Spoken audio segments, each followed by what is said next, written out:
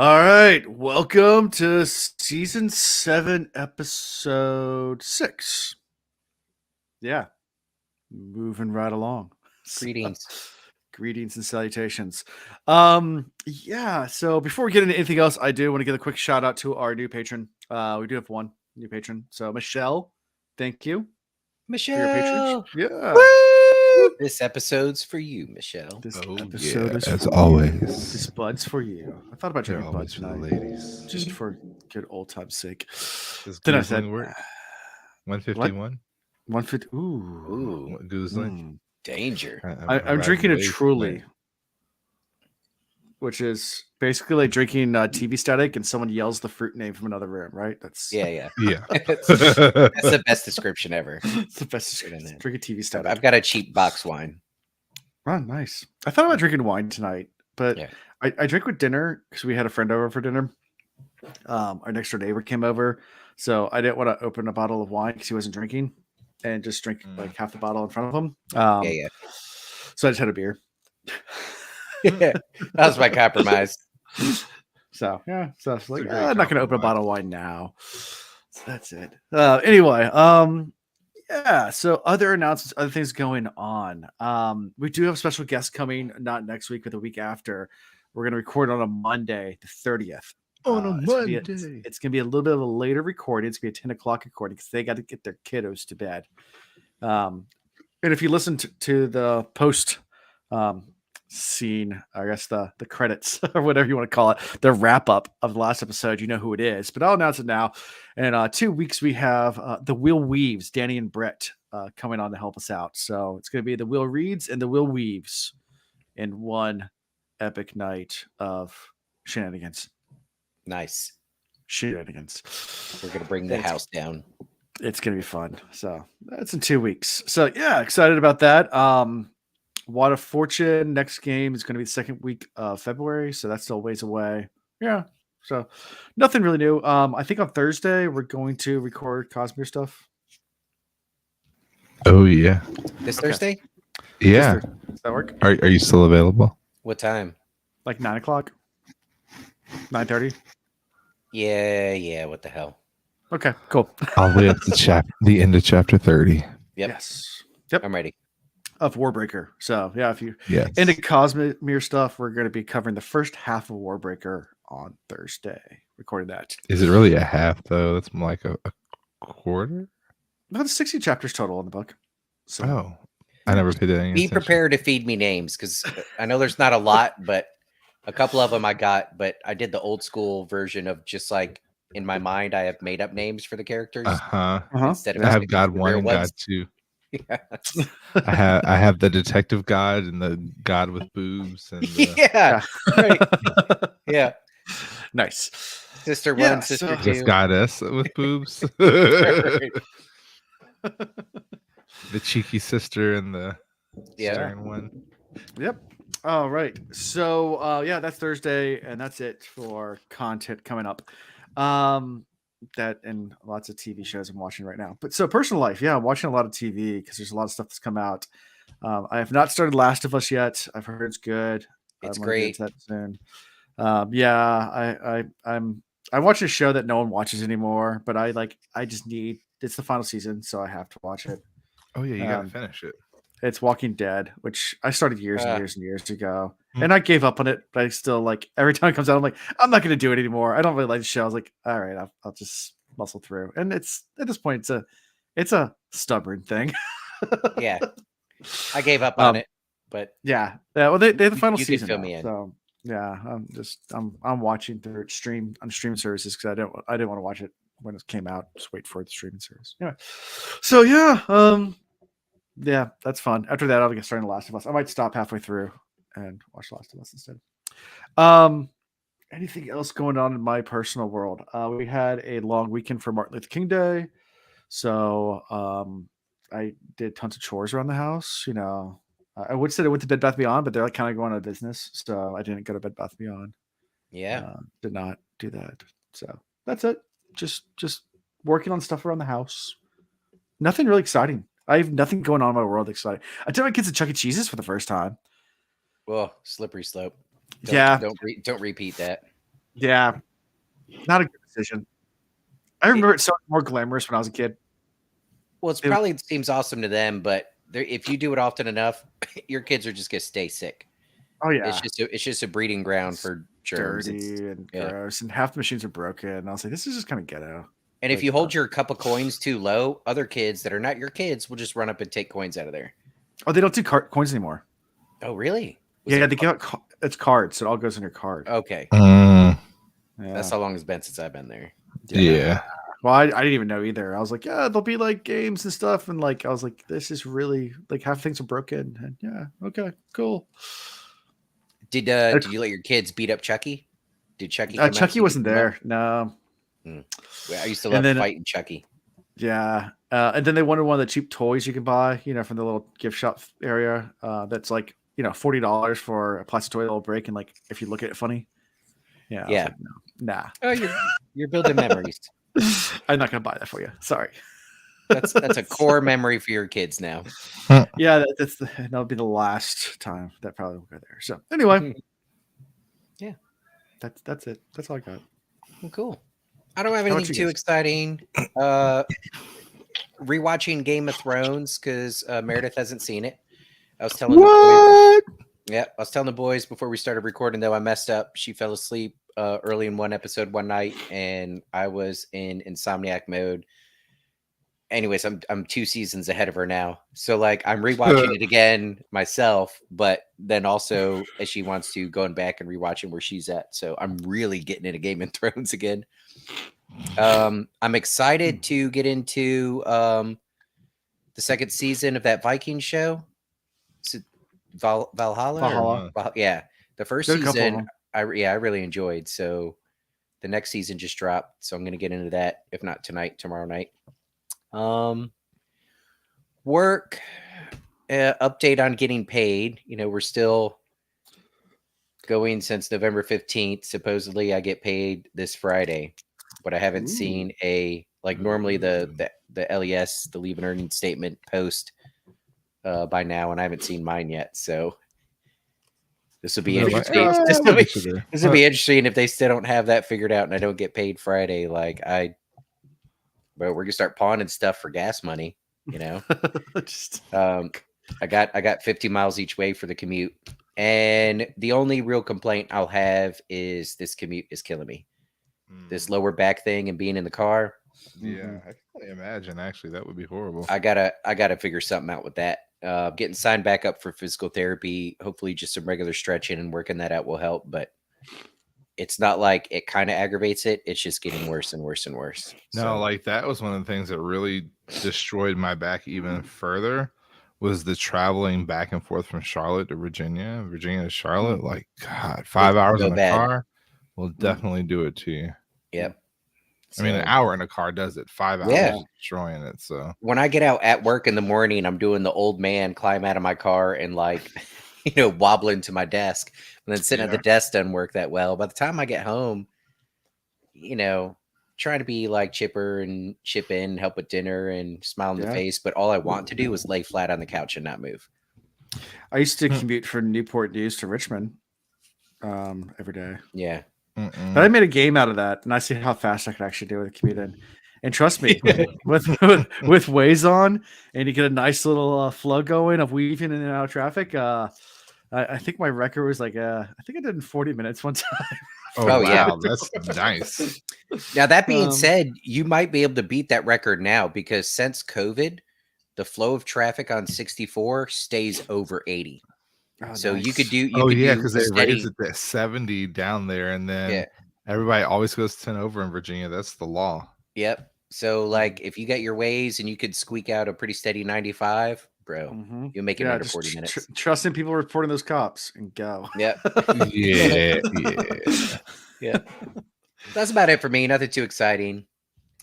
Just living the dream. Awesome. Well, cool. Personal life for us, just been chilling. It's really weird. I said this before, being able to relax. I've gotten lazy. I don't get up at 5:30 or 4:30 in the morning anymore. I'm more like a roll out of the bed at 7 o'clock. But I wish. I don't have to be at work until 9 or 8:45. So it's like Oh, every now and then I have to go in a little early, 8:30, something like that. I think I had like 2 meetings over the next month where I have to be there by like 8:15. And I'm only literal 7-minute drive from the house oh, that's to work. perfect. 5 That's minutes great. coming home. Hmm. Like I think I found a route where I could bike once weather gets nice and I'm not gonna sweat too nice. much. Yeah. So it's gonna be nice. Other than that, like, so we had our first date night of the year, like Ooh. just us planned date night because we decided that we're gonna get on. We decided a while back we were really committing to doing like a us night once every 3 weeks or something like that, where we just spend a little bit more money than we typically would and do something Yeah. fun. And it's kind of Okay. like that preparatory phase. Like if we get into this habit now, then if and when we do have children, then You we're gonna start continue. sitters. That's the Stick tough to part. it. Yeah. Oh, they have 2 aunts and 2 Mhm. and grandparents in the area. Yep. So Oh, that's good. Yeah. yeah, and a ton of cousins that'll hopefully. Anyway, so Yeah. we're The only prepping for problem that, and then Mhm. I said the only problem that we have with our family is like a lot of times we have date night. It's like for work functions, but since my parents are so prominent in the community as well, they're usually going to Yeah. that Usually too. going. Yeah. So it's like, Yeah. Well, and like that's the thing with her parents, with her dad not retired yet, mhm. it's gonna be tricky. Now, Yeah. sisters, they're at that age where Oh, they sure. have their own life, but they'll definitely step in. Yeah. Oh, yeah. But Good. we're kind of in the same boat with her parents, so I completely Yeah. understand that. Yeah. Well, Chris, once your kids are old enough to wipe their own butt, I will watch them whenever you want. Phenomenal. We have a guest bedroom that I'm currently in. But I The don't queen size. do butt wiping anymore. No, Yeah. Mm. I'm trying not to do that much either. They're gonna learn real quick. I'm like, look, Mm. we got a level here. You got to have 3 years of it for each child. I tell you that Yeah. much. You got a I'll solid try to do 3. Irish twins. That way Solid we 3. can like get it all done in 4. Yep. And then sometimes when they're like, 5, almost 6, they'll like revert back because they get jealous of the new baby and they're like, pay attention to me. I Oh, shit my no. pants. And you're like, oh Oh, man, that'll Right happen. here. Yeah. Right. No. I No, mean, no. I hear you, but I know you well enough, Chris. Especially if you have girls, you're gonna be such a pushover. You'd be great. You'd be a great dad.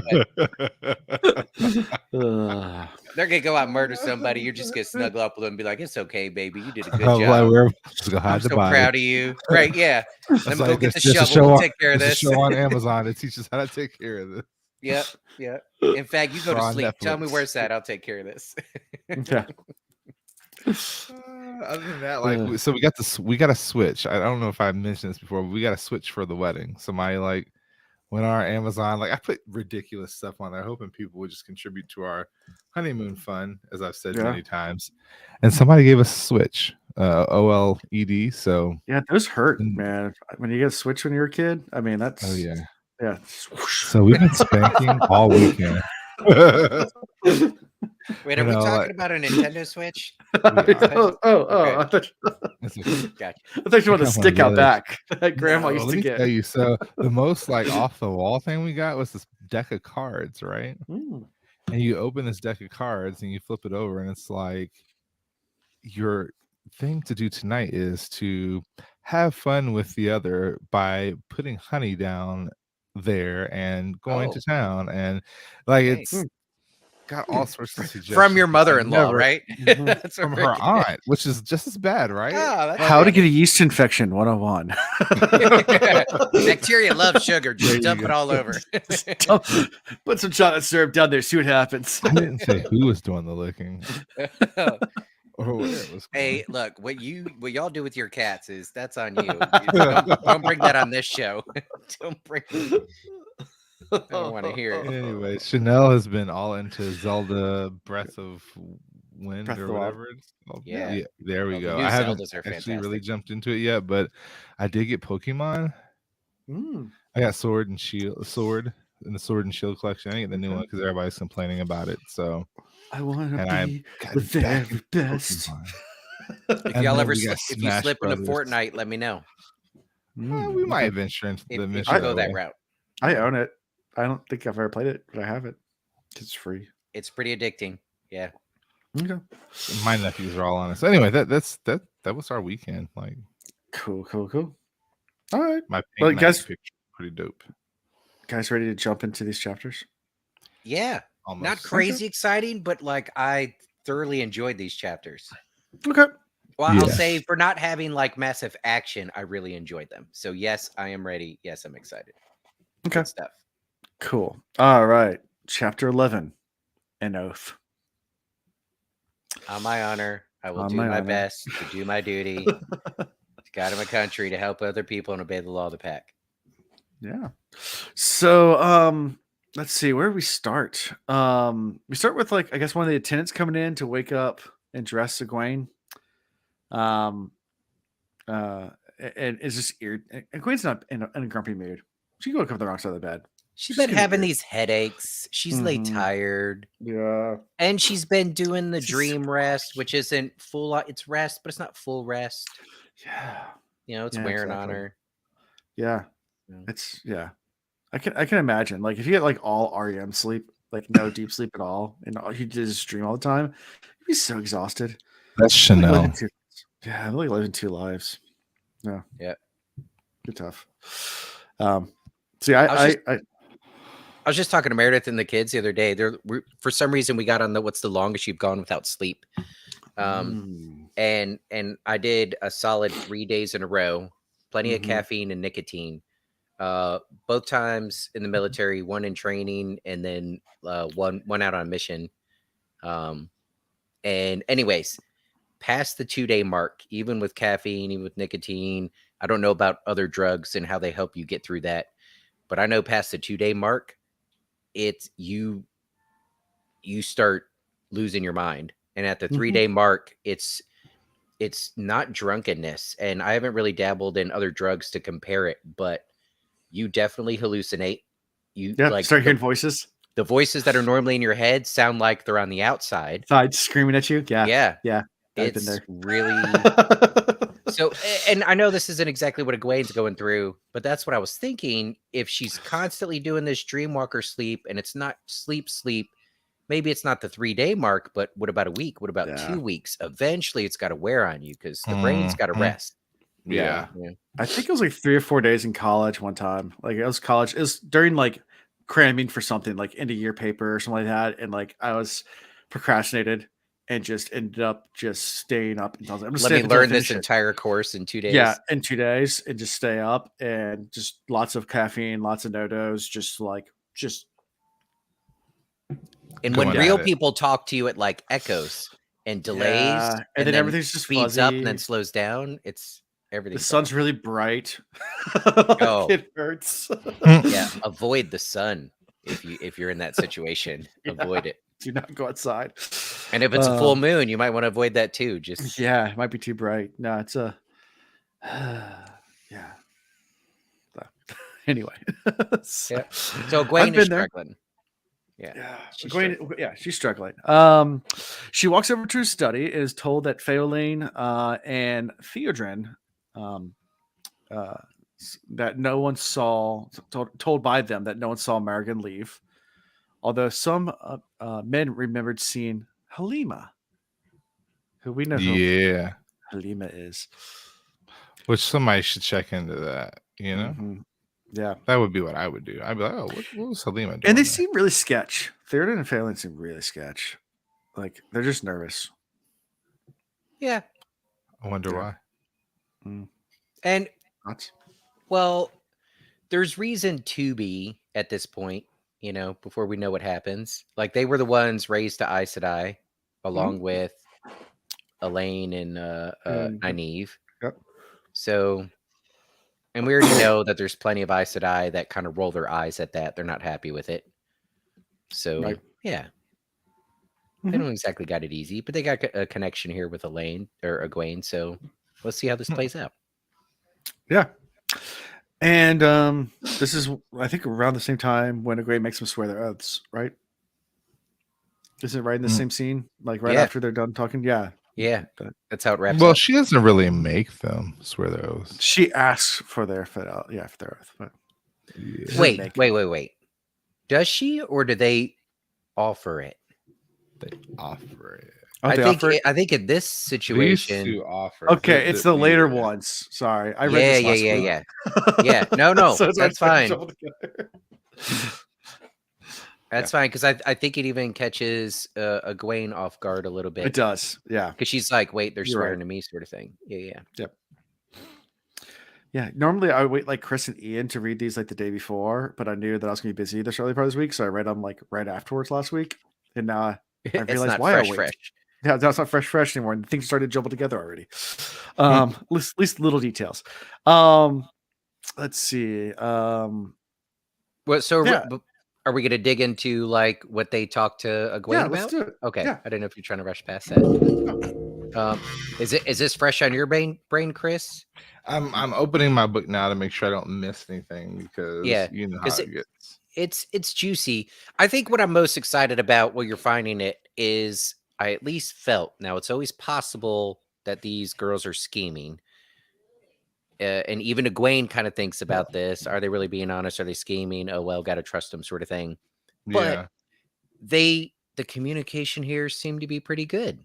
And considering how much we complain about that, whenever we get a scene where people just kind of open up and they're honest with each other, it's very refreshing. So these two girls might be up to no good in shenanigans, but the way they opened up with, look, Egwene, to tell you the truth, I can't fucking stand you. Like, you're my least favorite person. And if you died in a fiery car wreck, I'd be like, thank Jesus. But but hopefully, since I told you that, you can trust me when I say. Well, and even prior to that, when they were talking about the little snooping they did, they were like, Tiana wanted to know why we were up so late, but we didn't tell her. We want you to know that we're on your side. Right. Yeah. So it could be a little setup, because they're plotting, but I don't know. I mean, I wish I had the oath rod already. Like that was the prevailing thing. Like, we want you to know that we're not lying to you, that you can trust us. And I like kind of Egwene's dialogue and the inner monologue of, even if we had the oath rod, I think I would trust you less. Yeah. This whole I said I can't lie thing, they worse than lie. They tell a truth that makes you believe something that's not true. Mm-hmm. It's like manipulative truth telling. Yeah, and then you have the whole entire other Aja that can just lie. Right. And everybody assumes they can't lie, but they can flat out lie. So right. it just screws everything up. Because But at least I think, like what Chris was saying, Egwene's perspective on this is good. She's like, one, what good is the oath rod? Yeah. Because of Black Aja, what good is it? It doesn't really help me recognize friend from true foe. Yeah. I mean, she even went even deeper. She's like, that little tapping on the wrist? You should have got a spanking when you came back to Tarvalon after running away. Like, you didn't get punished enough. Yep. So I mean, just put it all out there. Yeah, I like the blunt honesty. Yep. Mm-hmm. She's like, look, I don't like you, but here's the thing: you're in that position, and I respect that position. So here we are to serve you. I mean, I like it. Pissed by a lot of things. We're still doing this extra training to become real Aes Sedai. Blah blah blah. But it's shady how everybody's kind of working behind your back. You're the Armelin. We're going to serve you. Yeah, I like it. I mean, even her maidservant was like, you're kind of slothish. You're still sleeping. I can't believe you're not ready to go. I can't believe you're going to wear that clothes and not these clothes. Like, everybody around her is just doubting her capacity and her capabilities. Yeah. Or just straight up trying to manipulate her. Yeah. Or actually just straight up manipulating her, or like disregarding her status. So it really is embarrassing. So then, these two come out and they're like, you are the Amerlin seat. Like, that's it. And, we see what's happening. The direct quote, we can see what's happening. Some of the sisters think you're Sheriam's puppet, but most believe you're Ramonda or Lalani's, and that they tell you where and when to step. It is not right. I left the tower because of what Elida did wasn't right. They raised you to Amerlin, so I am yours. If you will have me, if you can trust me without the oath rod, you must believe me. And she's like, in her internally, she's kind of giggling at all. She's like, is this a joke? Like, Are they serious? Yeah. Yeah. But again, so all right, so they give the oath, right? And then let's skip after that where they're like, okay, and now because of the things I said to you, because you're Amlin, like I need to be punished. So do you want to come up with a punishment, or should I just punish myself? And that thought never crossed Egwene's mind. That's why I think from the reader perspective, it was refreshing, the same way it was for Egwene. She's been surrounded by all these people that she has to sift through what they're saying to actually figure out what they're getting at or what their angle is. So even though these people just insulted her, like you said, Chris, she was kind of laughing internally, like she didn't recoil and like act insulted because she just appreciated the honesty. So she's like, I'm not gonna punish somebody who just told me the truth. That's stupid. Right. But I got some jobs for you. Yep. Yeah, and sends them on the tasks. And that's how we end this scene. Before Swan shows up. The only question I have, and we're really just going by vibes here, but Chris, do you think they're plotting, or do you think like everything they said is 100% true and they're just frustrated with the situation? They think it's bullshit the way people are treating her, so they want to, have her back. I really think they do have her back. Yeah. I'm kind of there on this one. Like if they were plotting, I feel like they wouldn't have gone out of their way so much.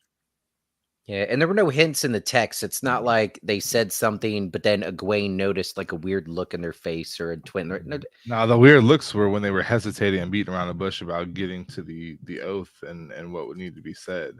Sure. She's like, "Come on now, let's get this taken care of." Yeah. Okay. That's really the only question I had from it, and I kind of feel the same way. I feel pretty good about their intentions at this moment. Yeah. Sure. So Swan shows up, arrives late, complaining about Eldine or whatever, the actual eyes and ears that shows up from the blues. Because Swan had a purpose. She had taken over all that network, and then actually the person shows up that was the person who ran the network. It's like, yeah, you did it all wrong. I'm gonna take back over. You're not important. Go back to doing whatever you're doing. Yeah. Remember initially when Swan came back, she that was the only reason that kind of kept her in the circle. Right. We're really on the edge of the circle. If she didn't have that, she wouldn't even been on the edge of the circle. Mm-hmm. So, she's trying to hold on to that desperately. Mm-hmm. So, the plot thickens. Nothing too surprising here. Right. Yep. Yeah, I mean, and she's coping with her place in the hierarchy. I mean, that's the big thing here is that, you've gone from being in a position where normally Armelins stay in office till they die. So you've gone from HBIC to nothing to kind of something because you had the power back, but not really full power. So it's kind of like, yeah, you're still, whatever. Just go over there, Swan. We don't care. Okay, but we also find out things in these chapters that the Amyrlin, so they have access to the records that not everybody has access to. Mm-hmm. So they have knowledge about the history of the Aes Sedai that nobody else has. So in Swan's position, even when she wasn't able to channel, why wouldn't you keep her as an advisor in the inner circle? When I found that out, I was like, all right, every now and then the Aes Sedai do something and I'm like, yeah, that's smart. These people good. And then they do a lot of things where I'm like, that's dumb. Why, And that just made me think about how dumb they are. Like if I was in any sort of leadership position, really doesn't matter the reason. If there's somebody that has knowledge that I could use and could possibly trust, I would keep them close. I would at least give them the opportunity to give more information or more insight. Sometimes.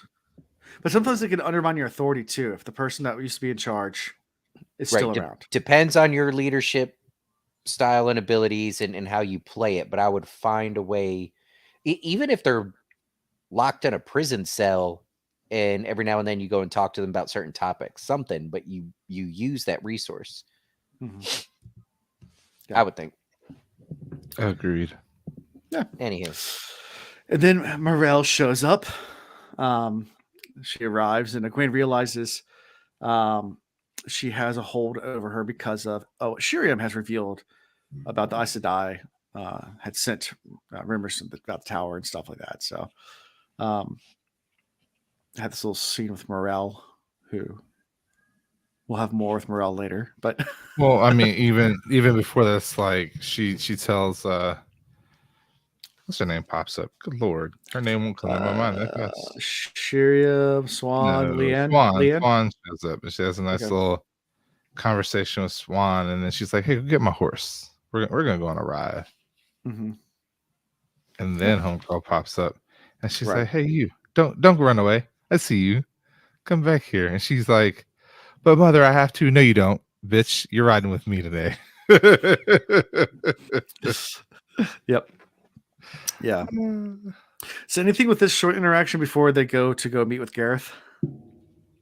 I think it was very surprising that Swan called the wise ones wilders with kind of a almost disgusted and disdain. Yeah, like the wise ones are well beyond her knowledge of the dream world, and who knows how strong they actually are.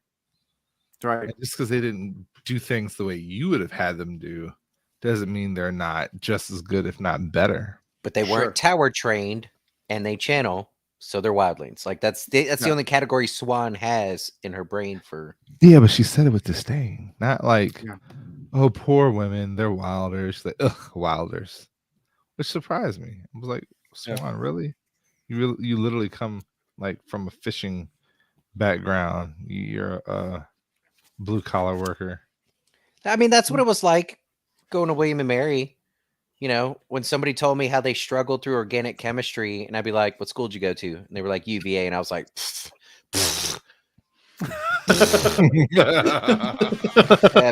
that bullshit. I do that to William people when they say they didn't go to CMU. The worst one I saw was Adam's friend, our friend Adam from William Mary. His friends, because they all went to Georgetown Preparatory Academy. Oh yeah, that's where he went to high school, and all those guys went Ivy League. So the fact that he went to William Mary was such a lesser school because they all went to Yale, Harvard, you know, and I went to hang out with all of them, and they were so pretentious about it. Like, William Mary. You've been trained, but you weren't actually trained. Not at that real school. It's like you paid 4 times what I did for the same piece of paper I got. Yep. I'll say then I got in the real world and it was like, it doesn't even matter. Who was our teacher in high school that had a Harvard certificate and like he would always brag about it? And I can picture his face. Yeah. He had a fight with the copy machine. That's all I remember about him. Yep. And that's all I remember is he fought that thing. And this was before Office Space. Like they probably wrote that scene about him. Yeah, I mean he was like all cut up. Like he came back from the nurse like with band-aids and like what happens? Like I got to fight the copy machine. Like I was like, what? PC load letter. What the fuck does that mean? Mr. Willingham? Is it?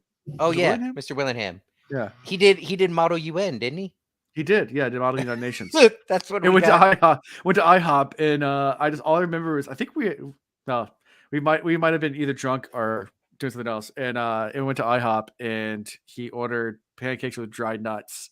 And all I remember, I think it was you. It's like Mr. William has dry nuts, and like it just, yeah, it was great. They had that really? I don't know. They probably he made some comment about his nuts being dry, and I was not gonna let that go. This is years and years ago, so who knows? Yeah, I had that quality back in the day. Yeah. Although, still, when people go to IHOP and order the steak, I'm like, "The fuck's wrong with you? What are you doing?" Waffle House orders steak. Yeah, right. So the time I went to Denny's and I ordered the chicken because I didn't want to have breakfast, and it was half cooked. Like literally, they only cooked one side because they don't know how to cook it. They're like, "Shit, nobody's ordered this in raw." I took one bite and I was like, "This is really chewy." I looked down, and like the other side's completely raw. It hasn't even touched the pan. Like it's like, That's gross. Yeah. Denny's. The level of anger. All American. I'm not good at a restaurant. If you bring me something that is wrong, Oh, and I don't get hangry. Then they tried to make me pay for it, and I got like really upset. I was like, "No, I'm not paying. I didn't eat it. I sent it back. He's like, "What do you want something else?" Like, no, I don't have an appetite No. now. Like, I don't want to eat. Absolutely, I don't want to eat. Like, I'm not eating at this establishment. Like, I made a girl of B-dubs cry. Like, she thought I was like corporate management. Like, how do you not know your specials? And I start rattling them off. Go ask your manager if you have them. She comes back. You're right. We do have those. What about your drink? Well, first it was drink specials. You're right. You do have those. All right. What about your wing specials? What's your special sauce? I don't know. I have no idea. Go ask your manager. This is what it is. Dang. You're right. Oh my God. Yeah. I was Chris, I wouldn't picture that with you. yeah. No, I'm not. When it comes to service, if you come into my branch, I'm going to give you, great service. You came to any one of my jobs, you're going to get great service.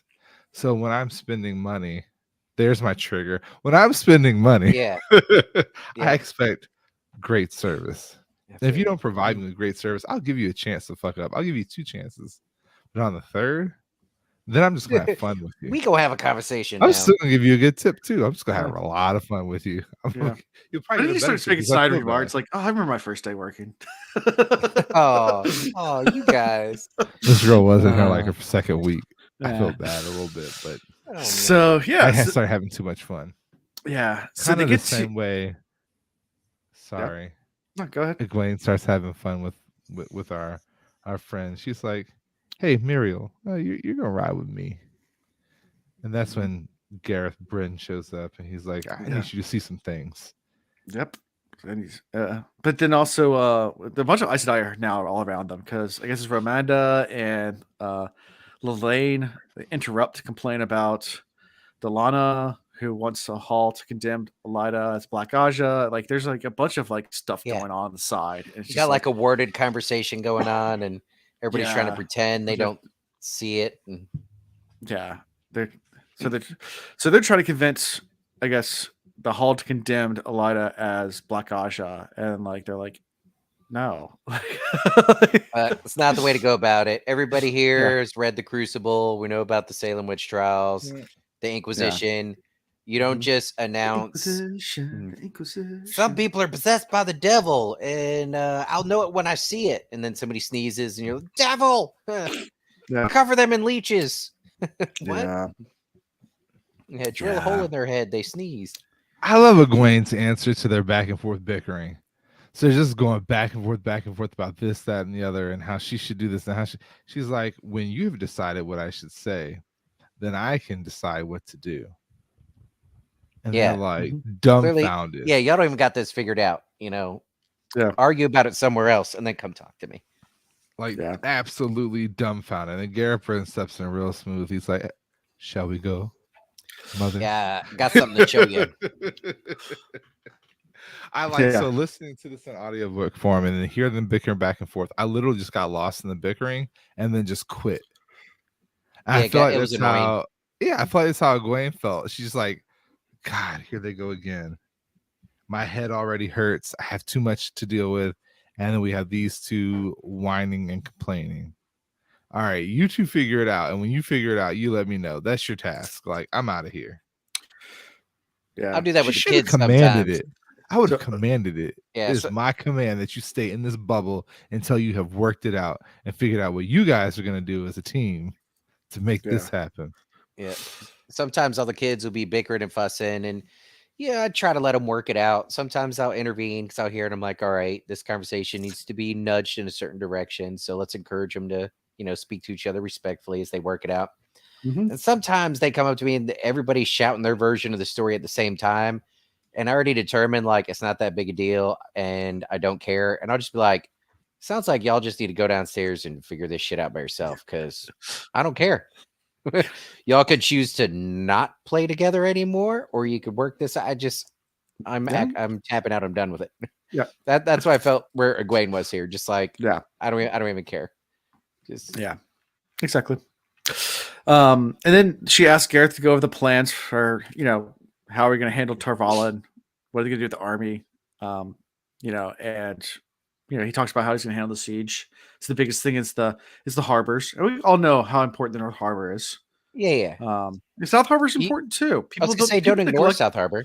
Yeah, don't ignore South Harbor. He brings it up. No. He says you got to worry about both of those. Otherwise, you're not going to get very far with the. And you have to give immediate attention to the harbors, but you also don't just go like full on attack thrusting right off the bat. Yeah, you gotta you get there, kind of like ease into it and lower their defenses, and then it's a subtle process. Maybe some honey, maybe a little honey. Put some honey there. Just a little tiny bit, not too much. Right.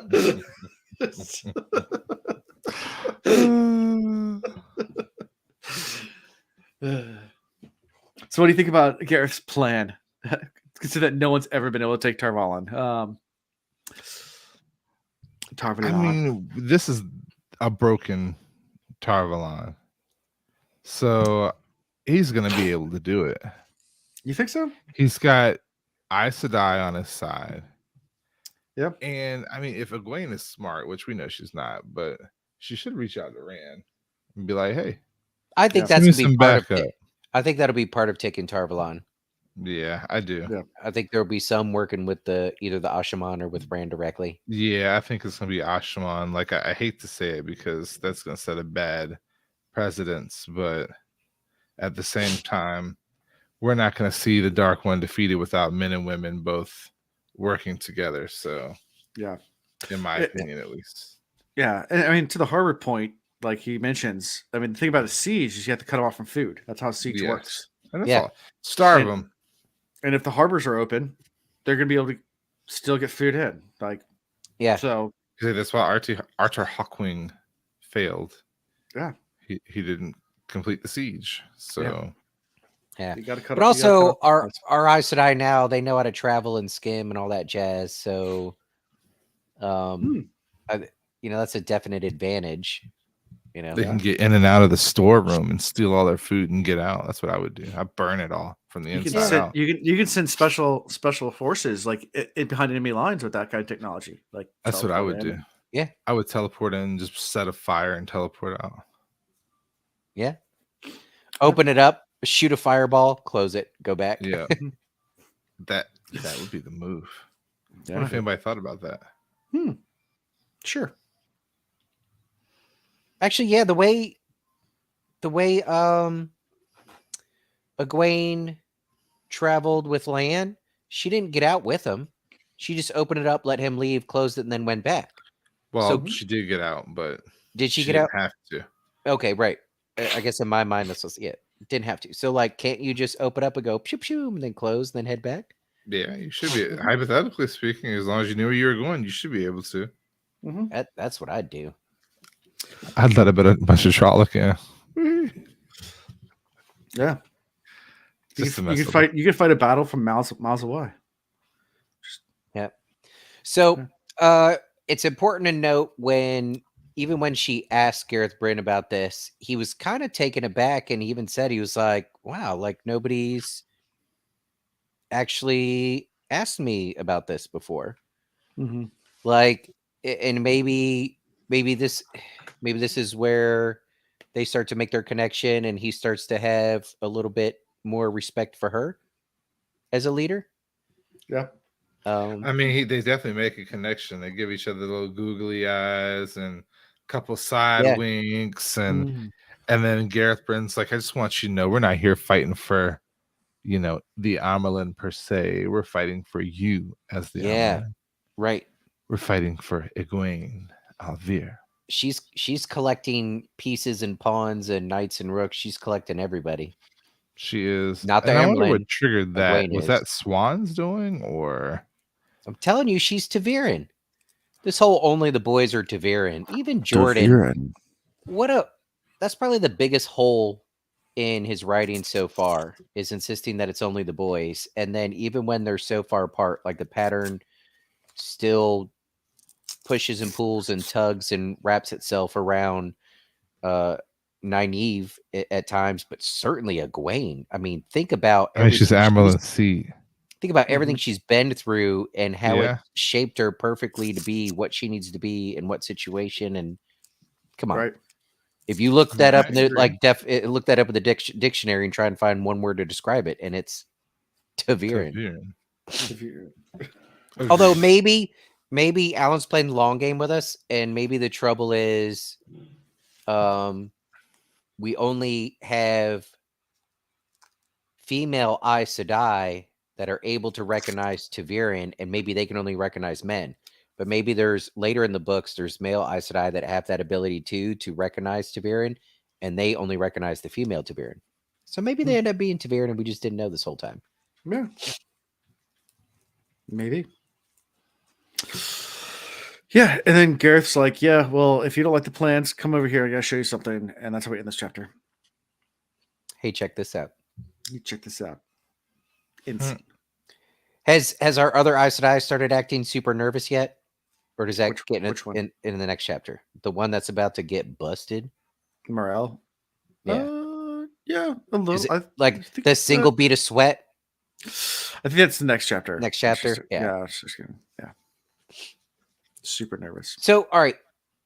Correct me if I'm wrong. This might take more Chris than Alan because Alan didn't come prepared tonight.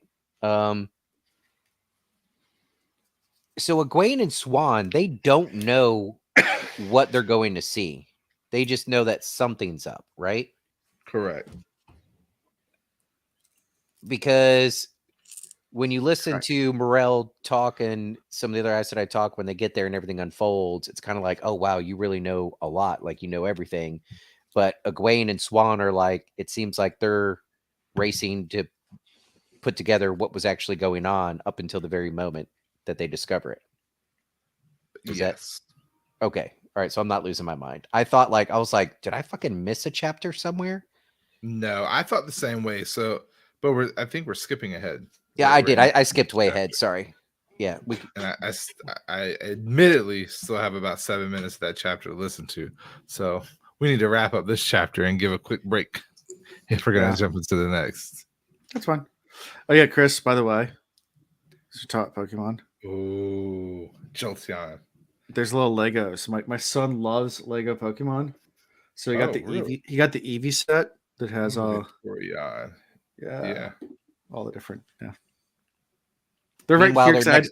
I was gonna say, they're by your desk so you could play with them. I had to put them back together because Eliza, my daughter, destroyed them all the other day. So I had to put them all back together. Swapped all the heads out. Just had to put them back together. Well, otherwise my son would have been still crying. Oh, so, I'm sure. Yeah. Anything else in this chapter before we move to the next? No. Okay. Well, as Chris mentioned, we are going to take a short break tonight. I know we haven't done that in a long time, but we're doing it tonight. So stick around. Sorry, we'll play something. Maybe some music. And my cat literally just blew up the litter box. So I got to go change that or else I cannot stay in here because I feel sick already. Yeah, I would play like actual like real music, but then YouTube will take it down. So I'll just play some random canned music I have, and we'll be back in just a bit.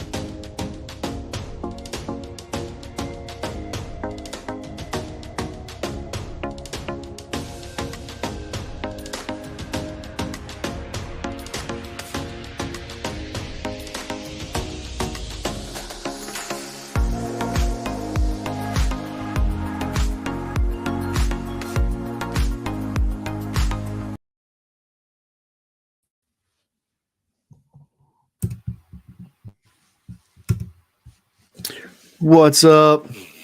What's up? I got under the blanket just in time because I just realized I was still wearing pants and they weren't comfortable, so I took them off. Oh, nice. Like I got under the blanket and then you brought the camera back. I was like, "Ooh, nice." It's the way we do it here. this is how we do it." All right. Waiting for Chris with the headset, and there it goes. Headsets are on.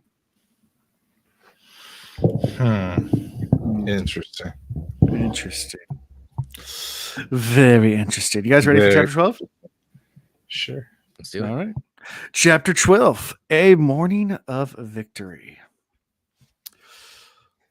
I don't know if there's that much of a... I guess it's a little victory. I guess kind of sort of.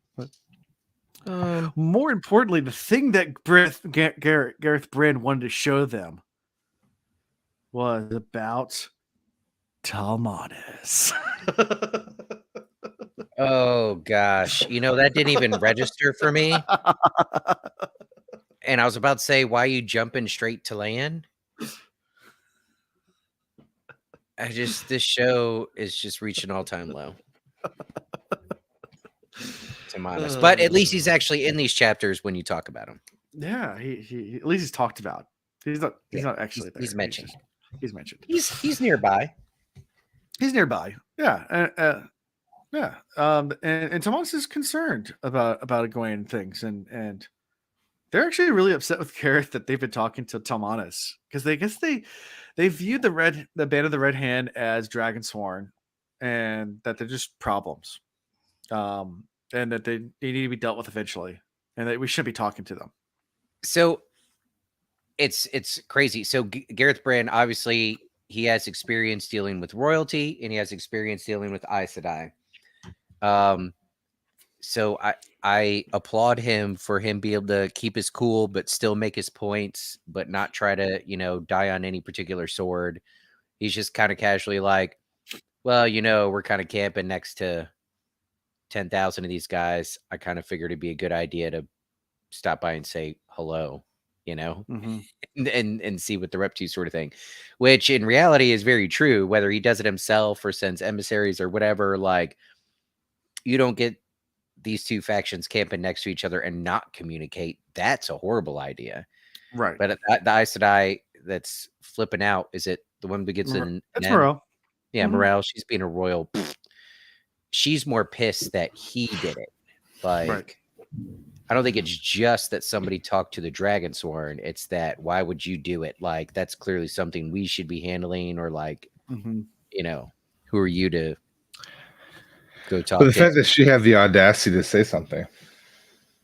Yeah. I you have the Amelin right there. I was like, yeah, I think she's trying to like sidetrack the conversation off of herself. Oh yeah. Still. Oh yeah. Yeah. 100%. Yeah. And Egwene knows the band's not a threat. I mean, it's Matt's army. And Egwene knows Matt. And knows it's not a threat. Correct. But the other Aes Sedai doesn't know that. She believes she knows Matt, and she believes he's not a threat. Right. And she also believes that she knows Matt, and the fact that she thinks that Matt, there's no way that Matt actually is really the general, because there's no way Matt knows anything about war. Right, but she's slowly getting hints that there might be more to Matt. That's why I add that she thinks she knows Matt, but she's slowly figuring it out. Yeah. And Matt's army, the Band of the Red Hand, is growing as it sits there. Like, more and more people are going over to that army, and that's a little worrisome for Bran. But he's my army's grown too. But it's how things will be here. Someone that says neutral is not going to win out. They're going to pick sides. So people coming by see two armies, thinking they're about to square up, even if they're not going to square up. It's better to pick a side than just stay neutral, because then you don't get any of the spoils. It's like when I moved to Alabama, and I was like, "Hi, my name's Ian. I just moved here." It doesn't matter who I was talking to. The first question is, "Roll Tide or War Eagle?" Got to pick one. Who you rooting for? All burned to Alabama. I went the longest time without picking, and that just made enemies on both sides. Like, they both hated me. So, yeah, gotta choose. You roll Tide or? War Eagle. It depends on who I'm around. If I'm around a bunch of Alabama fans, I'll go War Damn Eagle. And if I'm around a bunch of Auburn fans, I'll be like Roll Tide. And then I bounce back to the Alabama fans, and I'm like, just 1 second. It's all you need. Just 1 second. Around some Auburn fans, be like, how's that tree doing? They're like, oh, too soon. Get around some Falcons fans and say 28-3. 28-3. Yeah, right. It's about the same thing. Good times. Yeah. So, we learn about the size, and Matt's reputation as well. And that's something that Egwene's kind of having a hard time dealing with. She's like, wait, my Matt? Really? Yeah, Matt has they talk about Matt's luck, and that's the reason why they all join. Is that they fight for Matt's luck, and Matt, is the luckiest person. He never loses battles. Like what? Wait, he fought battles? Yeah. And Morel just keeps on digging in, threatening him even more until Egwene finally just tells her shut up. And then quietly just says like, okay, you might not meet with him again, Talmanas, just to make people happy. Pretty sure you know everything you need to know at this point. So we're not going to do anything to you. We want you to leave it be. Like it's just let's move on. Yeah, we don't need any more of this. I can't imagine like why this chapter was an hour long on ebook. I was like, there's really not enough. I only have one thing to talk about. We're getting there. Yeah. Also, he tells her that Rand has gone and swear to Elida, but she's not able to say whether it's true or not. Didn't she just say it's not true? And can I send some people your way to spread the word? Yeah, Egwene knows it's not true. Right. She kind of laughs it off, like very confidently knows it's not true. Right. Yeah. And she agrees to send sisters into the army camp to reassure the men there that it's not true. And that's when he tells her that the army will serve her until and that's when Gareth leaves. Says, yeah, we're here to serve you. And I think we talked about that last chapter a little bit, but yeah. And quite literally, I'm here to serve you, not the hall, else. Not definitely not Swan. Like, we're here for you. We got your back. Got you covered. Especially after this ride, he's like, Mother, the rest of the Aes Sedai are annoying the living shit out of me, but you're cool. So this bud's for you. Yep. And then we get to the uncomfortable part that they're probably waiting for, because Egwene's curious. Morel seems like she's hiding something. She's like super nervous. This is where even sees a bead of sweat. Yeah, a single bead of sweat. And Swan suspects something too. Like they're all like kind of like, "What are you up to?" Yeah. And then eventually they're taken to a tent, and lo and behold, there's Lan Man Dragon. Lands Man Dragon. She tried to get away though. She's like, "Let's over there. There's a nice waterfall. Let's go to the waterfall. Let's go. The waterfall be a good place to talk to. About like, this. Let's avoid the conversation." Mm-hmm. Yeah. She tries to play it off right up until the bitter end. I will say it was and it was supposed to be a little bit heartbreaking seeing Lan like this. It's been a while since Moraine left us and Lan left the story. I think also having watched it, heartbroken at all. If I'm being honest with you, like. He was a badass from the very minute we saw him. Well, you don't think that he was, or you as the reader weren't? I, as the reader, I was like, Lan, yay! And I remained happy because I could tell Lan that he was a little, different. He'd definitely been through some things. He was still the same old Lan. Mm-hmm. Yeah. But like the way they describe, like it's even they were saying it's almost unfair. If a warder dies, that's something that the Aes Sedai grieves through, but generally they could get through and they can kind of keep it together. And then every now and then they cry on their own.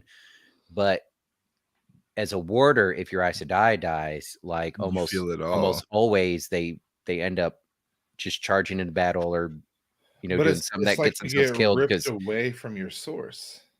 Not just that, but the way it's described is like a big piece of them dies. Like they experience the you death. get ripped away from Sidene. Yeah.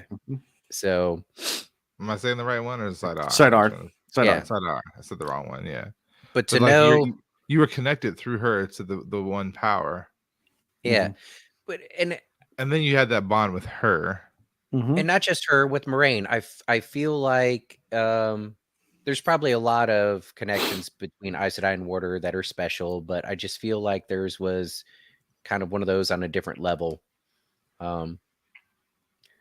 Heck, maybe considering what Lan went through in his childhood and, you know, who his family was and who he was supposed to be and what was going on, we'll probably find this out reading what's that extra New Spring. But I would suspect that, you know, it's possible Moraine saved Lan by bonding him in the first place. I mean, from whatever life he would have lived without her, just constantly fighting the blight and having nothing to live for with, you know, most of his family gone and everything. So anyways, it was for me a little bit heartbreaking seeing this. Like I was happy to see him, and the way they described, like he just leaps out in his underwear doing his sword forms like perfectly and swatting grasshoppers that fly behind him, and you're like, okay, still a badass. But you know, the descriptions of the look on his face and everything, he's tortured right now. Yeah, he's struggling, and Egwene's pissed because, you know, passing a bond without consent, they tune it to rape. I mean, it's like, yeah. Swan's more pissed. Yeah, Swan's Egwene understands that Aes Sedai sees it as like rape and everything, and she's not pleased about it. But Swan is super pissed about it. Yeah. Well, yeah, it also like doesn't help that it's her, you know, best friend that did this to him. Yeah. Oh, I didn't even make that connection, but yeah. If you take it from the show standpoint, it's her lover that did it, but you know, take it from the book standpoint, it's her best friend that she trusts the most that did this to him. Yeah. So yeah. And Egwene's a little more happy, at least I guess silver linings, when she learns that Morel intends to pass the bond to Nynaeve when Nynaeve's ready. Yeah, a little bit of silver lining, but yet another moment where like, so this Aes Sedai was chosen because this Aes Sedai has experience with trying to recover warders or whatever we want to call this after their Aes Sedai are lost. So you would think this is the best place for him, but another example of like our Aes Sedai just not knowing what's best, and Egwene just seeing through it right off the bat and be like, oh, well, I know exactly what needs to be done here. And do you have the book open, Chris? Because the line that she gives about why she's sending him to Nynaeve, are you anywhere near that? Yeah, hold on 1 second. I would paraphrase and butcher it, but it was best line of these two chapters. There's the part where I see you're working them hard. A warder isn't a giggity. Well, he's looking. We'll say most of y'all listening have read the book, so you know. But Egwene makes a decision. Nope, sending him to Nynaeve right now. Yeah. And they're like, "Oh, he's not ready. He's not ready." And she's like, "No, you don't understand." No. Like, oh, I'll start looking if it doesn't pop out to you, Chris. Oh my gosh, it was so good. Yeah, that's what she says. I mean, she comes to the idea. Just that's what he needs. Let's see if you get it before I do. We're just gonna have some. Alan, you can talk about Tomanis for a couple seconds. Okay, yeah. So there's this guy named Tomanis that is amazing. He's so dreamy, and the way he has his head shaved, you know, the full front of half of his head is shaved, and it's his Kyrian.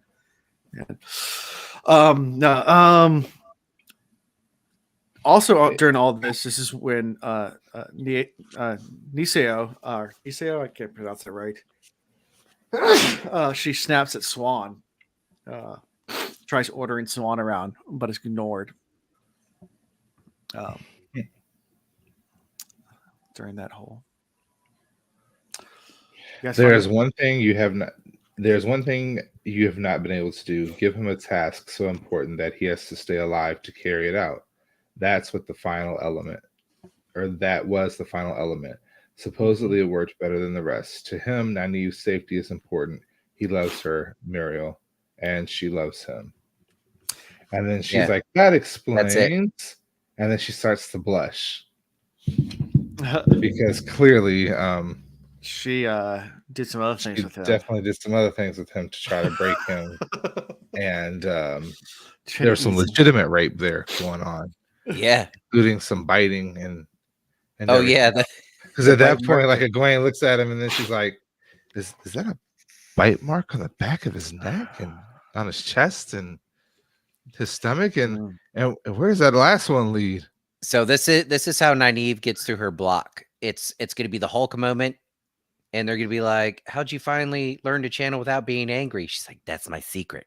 I'm always fucking angry." somebody raped her man and bit his neck. Oh, yeah, she about to dicing people up because it's not going to be gone in the 5 days it takes him to get from where he's going to where he will be. Yeah. Yep. I'll tell you what, though, that line, and you nailed it, Chris. Thanks for knowing what was on my mind there. Got to be able to give him a mission that, is important enough to keep him alive. Like recognizing that he's in this desperate state right now. And of course, nothing you're doing is working. You're trying to cater to him, and he doesn't care enough about him at this point to stay alive. That's what he's battling. He's trying to find a reason to keep going, and all the reasons you're giving him are not going to cut it. And I don't know, not to get all depressive or anything, but there's certainly been times in my life where, like, my getting up in the morning, my going to work, my putting one foot in front of the other had nothing to do with me. It was, for kids or family or whatever. And we've all been there to some extent. So like, I felt that, and I felt that for Lan. So I hope it turns out good. It could also be a giant cluster fuck when he shows up there with Nynaeve, but I do believe Egwene's right. This is enough to keep him alive at the moment. At least give him a mission, give him a task. Yeah. Every single morning, all men really need is a good task. Yeah, every single morning of my life, the only reason I get up when I do is because of my kids. Yeah, I feel you. Yeah. Man. I find that when my wife is awake and up, I get up a lot quicker. Yeah. It's like, no, I can't have that. If she's up, I'm up. I find when my kids are up before my alarm goes off at 6 o'clock in the morning, I get up because I don't have a choice. Gosh. Let me tell you, jumping back to personal life, the worst part of my schedule right now is when I get up to get ready to go to work. I get up a solid hour before everybody else. So my getting ready routine is just me. But I got to be extra quiet, because Meredith's still sleeping, trying to tiptoe around, have that morning coffee. And as I'm going out the door, that's when they're just starting to wake up. So I didn't even see anybody in the morning. And that's miserable. Yeah. My kids wake up super early. It's annoying, actually, at this stage in life. But Chanel's alarm clock goes off super early. Oh yeah, it's snooze button, man. Love it. Oh, it's from 6 o'clock all the way to almost 9 o'clock. Just keeps going. I'm like, there was one night where I was like, cut it off. Like, cut it off. Like, I just want to sleep 30 minutes. Before I had kids, now because I have babies in the house, I can't have it. I used to have an alarm clock that actually you have to, like, it's the only way I can get up. Like, I am the worst at waking up. Like, I'm probably like Chanel. Like, I will I'll subconsciously turn off alarms. Like, and don't even remember going off, but you turn your ears off towards it, so you don't even hear it. And I wake up and it says missed alarm. Like, I was like, oh, I guess it went off. But there's one they have, it actually runs away from you. Like, you have to catch it. That's awesome. Like, it's actually mobile. It goes off your shelf and goes to the floor and starts running around the room, like rolling around the room. You have to go catch it. Oh, I can't do that because I own guns. And I got one right next to where I sleep, and I would not get out of bed. Target practice. There'd be holes in the floor. You send it back to the company, be like, yeah, broke. They're like, there's a 9mm. round in here. That's Now I will say, I back in my old townhouse, I had a digital thermostat, and I'm one of those weird people that I can tell when it's off by 2 degrees in my apartment. Really, a degree, Yeah. and I no, can tell. I feel you. Yeah. But if it's 2 or 3 degrees hotter, I am awake and I am angry. I'm like, why is it so hot in here? Why am I sweating? Not really sweating, but I feel like I'm sweating. Yeah. Like Yeah. it went from 66 to 69 in here, or 63 to 67. That 69 always get you riled up. Yeah, it's like always. so like that's why I don't understand how people do Celsius. Do you have like point something on there? Like for the rest of the world, it's not American. A one It's- degree adjustment, that'd be a lot. It's a huge Yeah. difference. So like 22 degrees Celsius is 69 degrees Fahrenheit to 72. That's a huge difference, guys. So like, Huge. and yeah, my thermostat to 69 to 72, like that's fighting and just fine. There's I could sleep at 69 yeah. and below, but over 69, I will not fall asleep. Oh no, But I'll be Wait, so miserable. do you is there like a 22.5 or 0.3 or like how does that work? I need to yeah, know. we need an answer. Those of you We that need are an answer. in the blight, like, how do y'all do it? Yeah, because that's not acceptable. Huh. Unacceptable.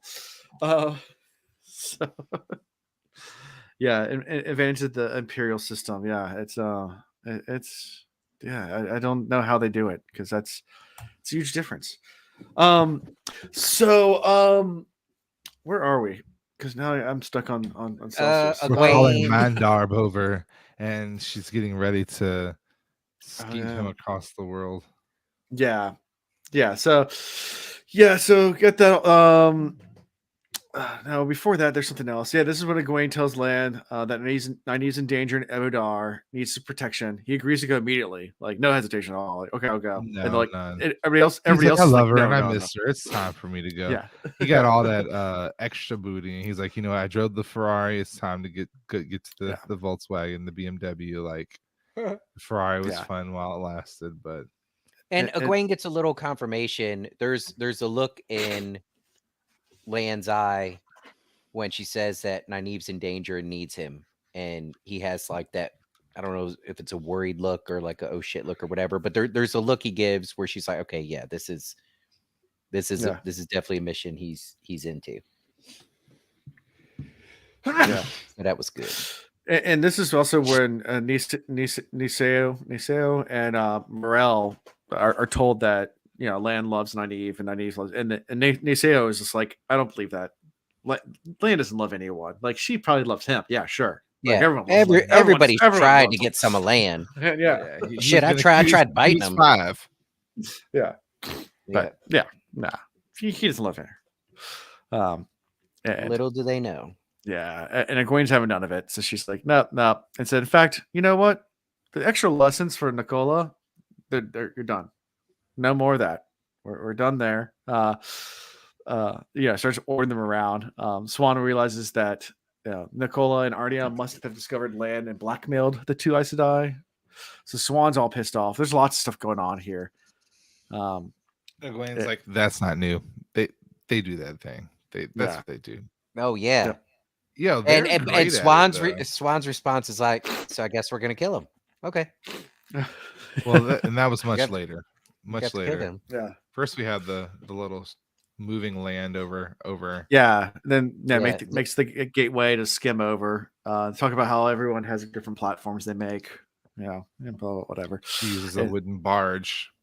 Yeah, and how it's the safest place to communicate with someone is actually on one of those skimming platforms because unless you have the exact same weave, no one else can come there. Even a Forsaken can't get to them there. Yeah, and there's no way to get it perfectly the same. Which is interesting concept. Yeah. I think that's where we really catch on to the fact that, by the way, it's almost like a light wave or a sound wave. Like you gotta be on the same wave. But anyway, where we really see that Lan really is himself. He just doesn't want to be bothered. Yeah. Like he went through his sword forms and kind of showed off a little bit and sweat a little bit, had beads going, had the women fawning over him, but that was just because he didn't want to be bothered. My favorite was when Egwene's like giving him all of his all the info he needs to know, and she's not sure if he's listening. She's like, Lan, are you listening? And he's like, yeah, Nynaeve at this house. stubborn. Palace. like I didn't already know Yes, that. the queen. Yeah. So like stubborn as if I didn't already know. Yeah. So he was definitely listening. Mhm. That was. I'll tell her everything she stereotypical- needs to know. You see, I listen. Yeah. Everything she needs to know. Not everything, but everything she needs to know. Mhm. Yep. He's like 5 or 6 days. I can make it faster. She will be Yeah. safe. I promise. So No, how I get you there right now. I think Lan does he's not going to run right in and be like, Nynaeve, I'm here. He's going to stay incognito. He's going to stay in the shadows. He's going to learn as much about the situation as he can without being known. And he's going to come in as like the rescuer. Like Correct. something's going to go down and he's going to bust out of nowhere and just chop.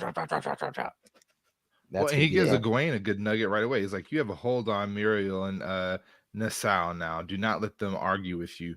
By your command, mother, the watch is now done. He's like, I'm gone to do what I need to do to be the person I want to be with. You get these women in check. Yep. Like, I love the confidence he has in her. He's like, I'm sorry for bringing you come such a long way from Evansfield. He's like, I feel sorry for you, but at the same time, you've grown a lot. Yeah, and apologizes directly, like for bringing them from Emmonsfield. Like, wish I never brought you. Wish I'd have left you there. I'm sorry. This is your life now, but good luck. Yeah.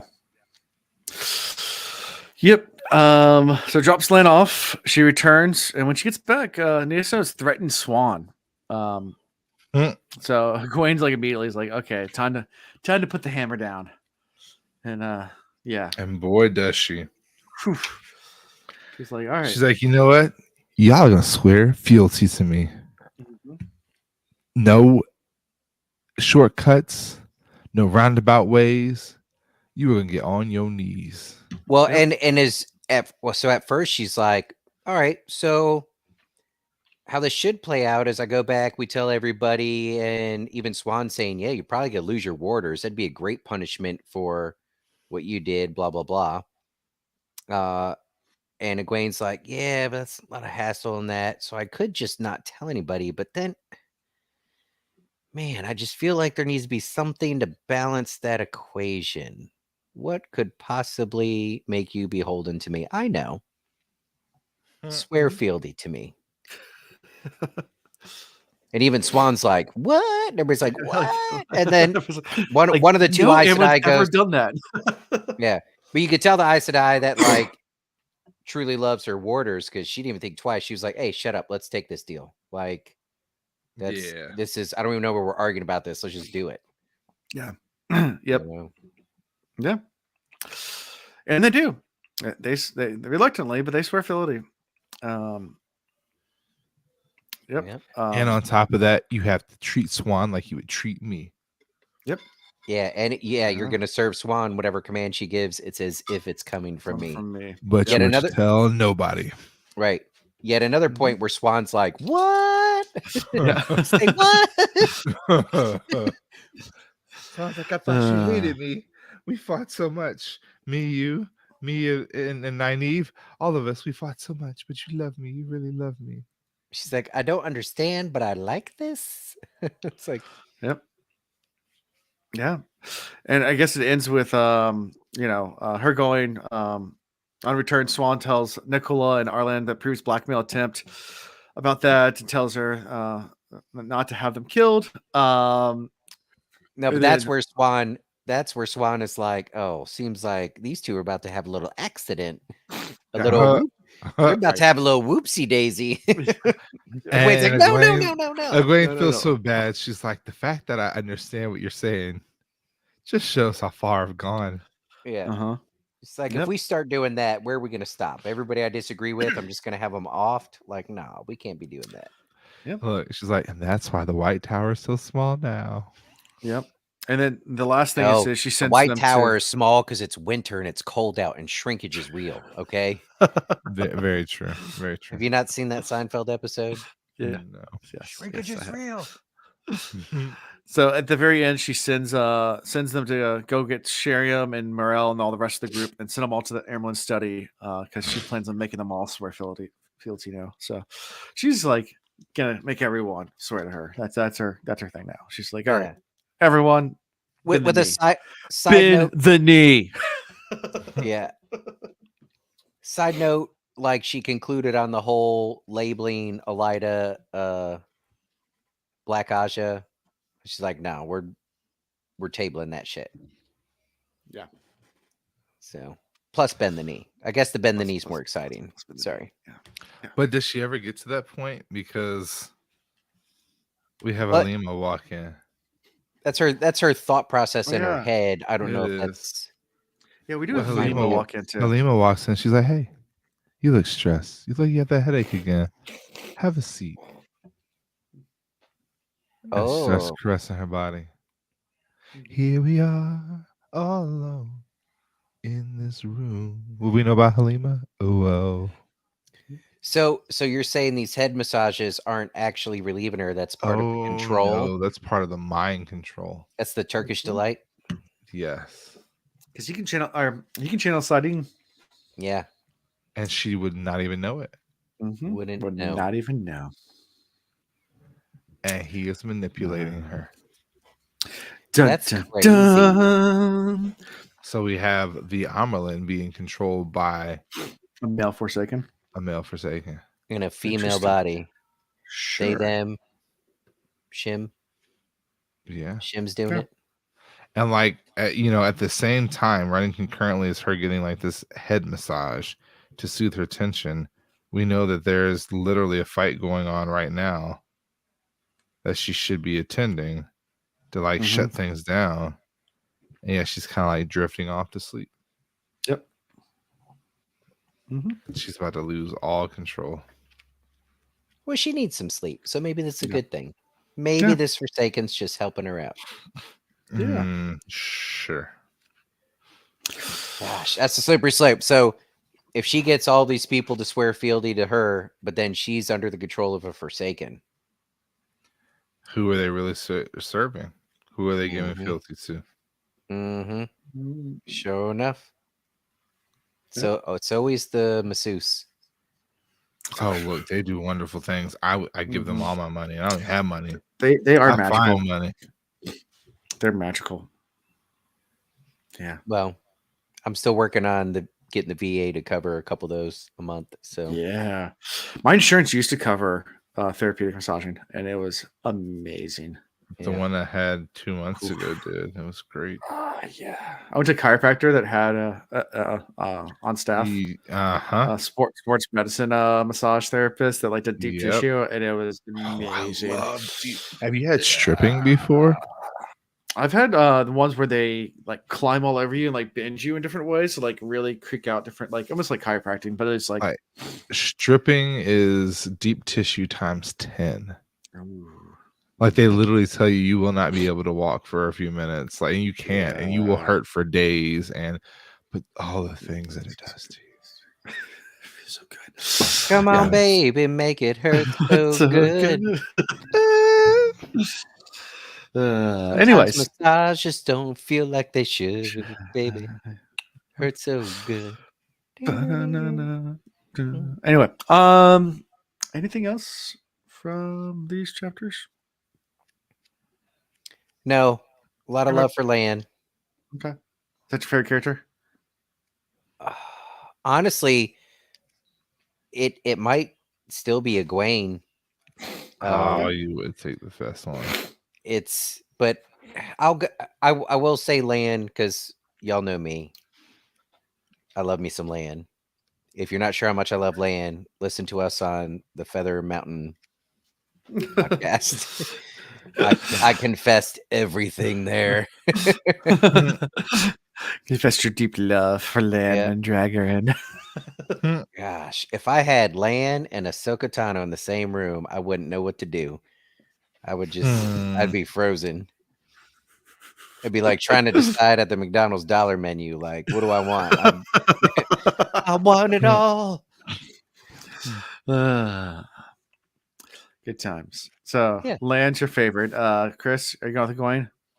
Egwene is it? I'm wondering when we're going to get another good Egwene chapter. This next chapter is clearly not about Egwene. I want to know, is she being controlled? How disappointing. Like, Egwene is really, it's not like she's rounding a corner like she was a bad character before, but her growth here is like starting to become exponential. So you're like, yeah, and then the head massage is coming in, and you're like, oh no. Like, the timing could not be worse or better. Well, I don't know. Depending on who you are. Yeah, depending on which side if you're you're on. the dark one, yeah, like Great timing. Yeah. So yeah. Well, next time we'll do 2 chapters. For 13 and 14, the Bowl of Winds. She cannot catch a break. I'm sorry. She's Nope. literally been captured by the Shanshan, locked up. Like, she has been manipulated after manipulated after manipulated. I'm gonna be so upset for her if I am right, and she's being manipulated again and being controlled. The wise ones convinced her to ask for the ass whooping of her lifetime. That's how beat down she is. And she keeps getting beat on. Either she's gonna be the strongest by the end, or they're gonna break her. I don't know if she can. I don't think she'll break. She's Aiel. But I do think, when she comes out of this, she's pretty much Aiel. I mean, she's not Aiel, all but in name. Yeah, but remember, she got that channeling that not a lot of female channelers have. She can fling earth and stuff. So she's when she finally snaps out of whatever she's snapping out of, and she gets to take it out on whatever Forsaken's been messing with her. God help them. They're gonna get buried under a mountain. Yeah. Yeah. Sure. So 2 chapters, 13, 14. The Bowl of Winds and White Plumes. All right. Someone is gassy, and then they elect a new pope. If it smokes, I think this first chapter's the throw is completely off. They're not really going to find the Bowl of Winds at all. Maybe that used to be my trivia team name. If it smokes, it popes.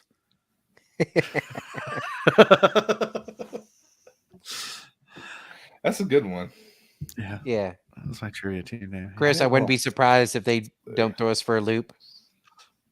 But at least it's got to be a Nynaeve Elaine chapter. I don't know if we're gonna get our reunion with Lan this quick. Like I said, I think he's gonna draw that out. Lan seems like the type to get the lay of the land. We have and you're forgetting one other person, Avienda. Oh yeah, and Matt. Yeah, all sorts of goodies could happen with this crew. We're at this point where we're not going to see Perrin again for a while. Okay. We're not going to hear from Rand again for a while. Okay. And we're just going to be sitting back. I think we'll get some really good Avienda chapters. I think we're really going to finally get the point of view we want. And we're going to find out whether or not she really is pregnant. Preggers. Maybe that's the Bowl of Wind. Maybe like she gets really, like you said, really bad gas from the baby. And it's going to be a baby boy. And this is going to be one of the things that requires male and female channelers. And they're trying to figure it out. And then the baby boy channels from her belly to help them work the bowl. That would be cool. Interesting. Rand's unborn son assists them in fixing the weather. Okay. Interesting. I'm not going with that theory, but okay. Steak dinner. All right. Steak dinner. I'll take you up on that one.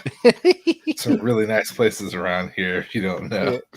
Oh yeah, there actually are. I got in trouble in Charlotte one time with a previous company because I tried to expense a steak dinner there, and they said no.